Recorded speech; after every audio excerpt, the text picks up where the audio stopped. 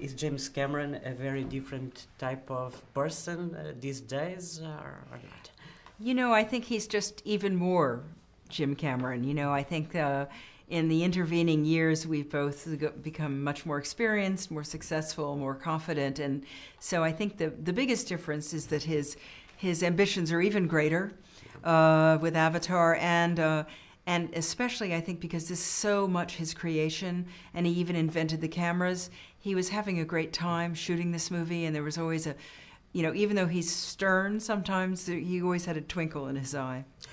What kind of director is he? Is like someone says a dictator on the set, or is a completely different person in terms of giving some room for the actors to explore their roles? He's a dichotomy in a way, because he's very has very high standards, especially for his own work.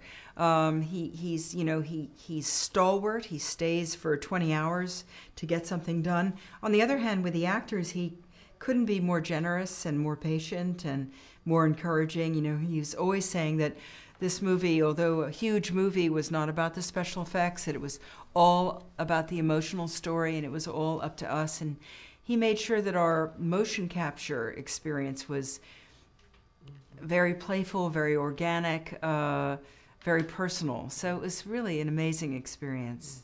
Dealing with this new technology was easy for you, because you are not used to working these elements in the volume, for instance, with all those cameras and that capture all your movements or your facial movements and so on. Yes, it was pretty amazing to stop and think about it, especially this little camera here. But I actually found it, because I come from the theater, much more like a sort of early rehearsal without costumes on an empty stage. I think what's difficult for actors is when you have nothing real to react to. We had each other. To react to things on a green screen is very difficult. I'm glad that part of the technology is now over, because I think that's very primitive.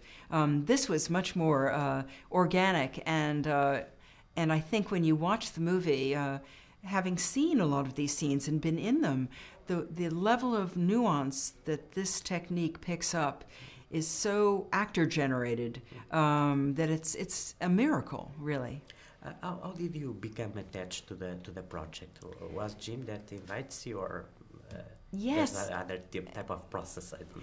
You know, I think that he at first wasn't sure whether he should ask me, because he kept thinking about Ripley, and then he realized that I've done many other things besides Ripley, and he could suddenly really see me as Dr. Augustine, you know, the sort of science wonk, this passionate woman. And so he just called me up in 2006 and said, "I'd like to send you this script, and I hope you'll want to be a part of it." And I read it, and I was just like, whoa, you know, what an astonishing project. You know, I'd never read anything remotely this ambitious.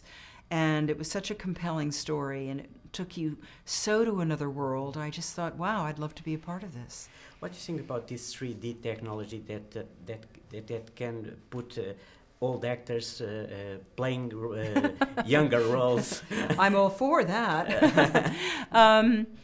It's a fascinating thing. 3D, I think, actually, with the 3D cameras are very similar to a regular camera.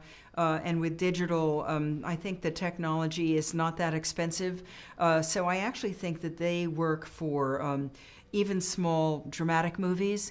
I think the performance capture, which can take me and make me 12 again, is fascinating. I hope they don't misuse it. I think people misunderstand it a little bit. They think that they can put Cary Grant in a movie.